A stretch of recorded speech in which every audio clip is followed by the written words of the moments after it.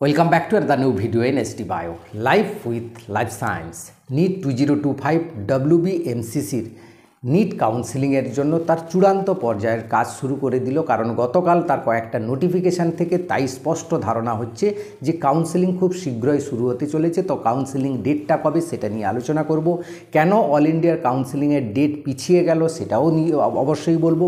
OBC case নিয়ে তোমাদের একটা বিগ ব্রেকিং আপডেট রয়েছে, খুব ভালো খবর রয়েছে, সেই খবরটাও জানাবো। তার সঙ্গে কি কি প্রোফর্মা তোমাকে আপলোড করতে হবে যেগুলো অ্যাভেলেবেল হয়ে গেছে WBMCCর ওয়েবসাইটে, এবং কি করে একদিনের মধ্যে মেডিকেল ফিটনেস সার্টিফিকেট একদম সঠিকভাবে নির্ভুলভাবে বানাবে। যে মেডিকেল ফিটনেস সার্টিফিকেটে কয়েকটা জায়গা রয়েছে, কোথায় sign, seal, date, phone number, contact number ইত্যাদি লাগে, সেগুলো না থাকলে কিন্তু তোমার কাউন্সেলিং আটকে যেতে পারে। সেই সম্পর্কে ডিটেলসে আলোচনা করব, তাই ভিডিওটা অবশ্যই শেষ পর্যন্ত দেখো। ভালো লাগলে লাইক করে বন্ধুদের শেয়ার করে দিও, চ্যানেলে নতুন হলে চ্যানেলটাকে সাবস্ক্রাইব করে নিও। দেখো, অল ইন্ডিয়া রেজিস্ট্রেশন ডেট কিন্তু 3 আগস্ট পর্যন্ত পিছিয়ে গেল। কেন পিছিয়ে গেল না, এমসিসি বলছে যে কয়েকজন ফিজিক্যাল হ্যান্ডিক্যাপ ক্যান্ডিডেট যারা আবেদন করেছিল তাদের সার্টিফিকেটের প্রবলেম হচ্ছিল, সেই জন্য তারা আবেদন করেছিল পেছনোর জন্য।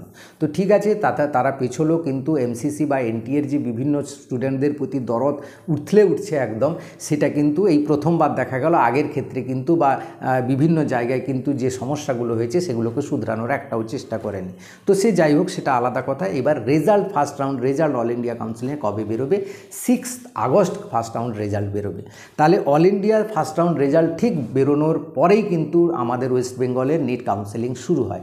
অর্থাৎ আমাদের WBMMCর নোটিফিকেশান খুব শীঘ্রই আসতে চলেছে, এবং সেটা 7ই আগস্ট বা 8ই আগস্ট, 7 এবং 8 তারিখ, এই দুটো কনফার্ম ডেটের মধ্যে কিন্তু তোমাদের কাউন্সেলিংয়ের নোটিফিকেশান আসবে বা তোমাদের রেজিস্ট্রেশন শুরু হয়ে যাবে।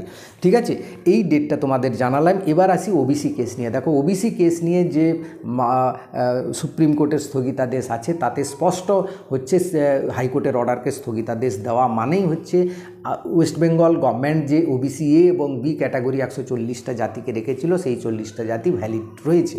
তাই জয়েন্ট এন্ট্রান্সের ক্ষেত্রে সেই নোটিফিকেশান বেরিয়েছে, এবং West Bengal SSC school service কমিশনের যে এডিট অপশানও বেরিয়ে গেছে, তাতে স্পষ্ট লেখা আছে ওবিসি এ না ওবিসি বি মেনশান করতে হবে।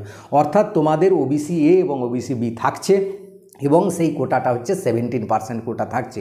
আগে যে 7% কোটা বা ধরা হচ্ছিল, বা শুধু ওবিসি ধরে নেওয়া এগানো হচ্ছিল, যাতে কাট অফের বিরাট হেরফের হচ্ছিল, এবার কিন্তু সেটা আর হওয়ার সম্ভাবনা নেই। অর্থাৎ জেনারেলদের জন্য খুব ভালো খবর, জেনারেলদের কাট অফ কিন্তু কমবে, এবং ওবিসি এ ওবিসি বি হওয়ার জন্য, আলাদা হয়ে যাওয়ার জন্য তাদের কাট অফও কিন্তু কিছুটা নিচেটা নামবে। তো এটা একটা খুব ভালো খবর আমাদের জন্য, এবং সেই কাউন্সেলিং প্রক্রিয়া কিন্তু সেই ওবিসি এ এবং বি ধরে এগোবে, এটা স্পষ্ট হয়ে গেছে সরকারের বিভিন্ন নির্দেশে, বিভিন্ন রিক্রুটমেন্টের নোটিফিকেশানে। এবার আসি আমরা যে কি কি প্রোফর্মা আপলোড হয়েছে। দেখো, গতকাল medical fitness certificate proforma upload হয়ে গেছে, ডমিসাইল সার্টিফিকেট প্রোফর্মা আপলোড হয়ে গেছে, এবং EWS সার্টিফিকেট তোমাকে বানানোর প্রোফর্মা দেওয়া আছে। এবং এখানে বলা হয়েছে যে প্রত্যেকটা প্রোফর্মা WBMMCর ওয়েবসাইট থেকে ডাউনলোড করেই তবে বানাবে, অন্য কোনো জায়গা থেকে নেওয়া যাবে না। তার মানে এখানেই যে পারফেক্ট জায়গাটাগুলো রয়েছে প্রোফর্মাগুলো, সেইগুলো ধরে তোমাকে এগোতে হবে। এখন EWS সার্টিফিকেট কারো বানিয়ে নিয়েছো গতবারের প্রোফর্মা থেকে, সেটাতে কোনো অসুবিধে নেই, কিন্তু এই প্রোফর্মা ধরে এগোতে হবে। এবার আসি আমরা মেডিকেল ফিটনেস সার্টিফিকেট নিয়ে। দেখো, যেটা খুবই গুরুত্বপূর্ণ, কয়েকটা প্রশ্ন আছে মেডিকেল ফিটনেস সার্টিফিকেট, যেমন কখন লাগবে। এটা তোমার যখন ভেরিফিকেশানের সময়, তুমি যখন কলেজে অ্যাডমিশন হতে যাবে বা ভেরিফিকেশানে যাবে, তখন এইটা লাগবে। তবে এটা করতে একটু সময় লাগে বলে একটা আগে থেকেই তোমাকে প্রস্তুত করে নিতে হবে, এবং আজই তুমি ডাউনলোড করে তার প্রসেস শুরু করে দাও। কাকে দিয়ে করাবে? যে কোনো রেজিস্টার্ড ডাক্তারকে দিয়ে করাবে, কিন্তু গভর্নমেন্ট হসপিটালের কোনো MBBS, অ্যাটলিস্ট MBBS তার কোয়ালিফিকেশান হতে হবে, যার রেজিস্ট্রেশন নাম্বার আছে, সেই রকম ডাক্তারের কাছে গিয়ে করাবে। কিন্তু গভর্নমেন্ট ডাক্তার হলে খুব ভালো হয়। প্রাইভেট ডাক্তার যদি তোমার কোনো চেনা থাকে পাশাপাশি, তাকে দিয়েও করতে পারো, কোনো অসুবিধা নেই। BHMS ডাক্তার হলেও হবে, বা কোনো আয়ুষ ডাক্তার হলেও হবে। এবার গভর্নমেন্ট হসপিটালে বা চেম্বারে গিয়ে যেখানেই করলে হবে, কিন্তু আরেকটি কথা হচ্ছে ফর্মের ফিল আপের জায়গা কিছু রয়েছে, যেমন তোমার নাম, সেগুলো তুমি নিজে লিখে নিয়ে যাবে, তোমার বাবার নাম, তোমার র্যাঙ্ক মানে এখানে অল ইন্ডিয়া র্যাঙ্কটা লিখতে হবে, র্যাঙ্ক এগুলো সব ফিল আপ করে নিয়ে যাবে, তোমার হাইট ওয়েট ফিল আপ করে নিয়ে যাবে, কারণ এগুলো 1-2 ইঞ্চি কম বেশি হলে বা ওয়েট একটু কম বেশি হলে কিচ্ছু যায় আসে না, সেটা ব্যাপার নয়। তা এগুলো করবে, বাকি জায়গাগুলো ডাক্তার তোমাকে জিজ্ঞেস করবে, জিজ্ঞেস করে করে সে নিজে ফিল আপ করবে, তাকে সেগুলো ফাঁকা রাখতে হবে।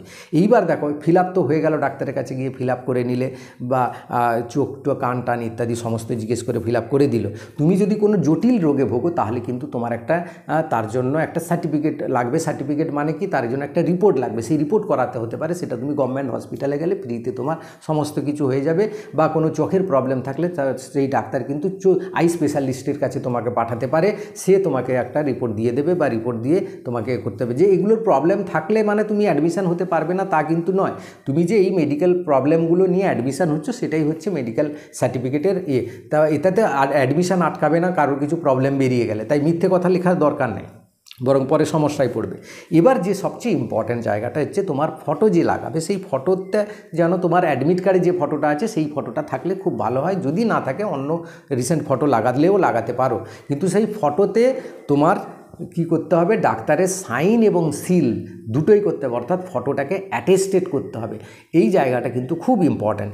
এবার যে ফর্ম ফিল আপ করে আসার নিচে দেখো, নিচে যে জায়গাগুলো রয়েছে ডাক্তারের সিল দিতে হবে, ডাক্তারের সাইন দিতে হবে, সেই সিলে যেন রেজিস্ট্রেশন নাম্বারটা থাকে, তারপর ডাক্তারের কন্ট্যাক্ট নাম্বার এবং ডাক্তারের রেজিস্ট্রেশন নাম্বার, এই দুটো মাস্ট থাকতেই হবে। নাহলে কিন্তু তোমার কাউন্সেলিং আটকে যাবে। ডাক্তার এইগুলো দিতে মাঝে মাঝে ভুলে যায়, কোথাও সাইন করে দেয় সিল দেয়নি, কোথাও সিল করে দেয় সাইন করেনি, কোথাও কন্ট্যাক্ট নাম্বার দেয়নি। তো এইগুলো ডাক্তারবাবুকে রিকোয়েস্ট করে নিয়ে যাবে। তো ডাক্তারবাবুর কাছে যখন যাবে তুমি অবশ্যই তোমার নিটের যে অ্যাডমিট কার্ড সেটা নিয়ে যাবে বা র্যাঙ্ক কার্ড সেটা নিয়ে যাবে, কারণ ডাক্তারবাবু চাইবে তুমি সত্যি নিটের অ্যাপ্লিক্যান্ট কি না, সেটা দেখলেই ডাক্তার হ্যাপি হয়ে তোমাকে সমস্ত কিছু কাজ করে দেবেন। সেটা গভর্নমেন্ট হসপিটালেও হবে, প্রাইভেট চেম্বারে গেলেও হবে। তো এই জায়গাগুলো তোমাকে খেয়াল রেখে কিন্তু করতে হবে। এখানে একটু অসাবধান হলে কিন্তু তোমার কাউন্সেলিং কিন্তু আটকে যেতে পারে। ভিডিওটা ভালো লাগলে অবশ্যই লাইক করে বন্ধুদের শেয়ার করে দিও। কোনো সমস্যা থাকলে কমেন্টে জানাবে। Thank you for watching.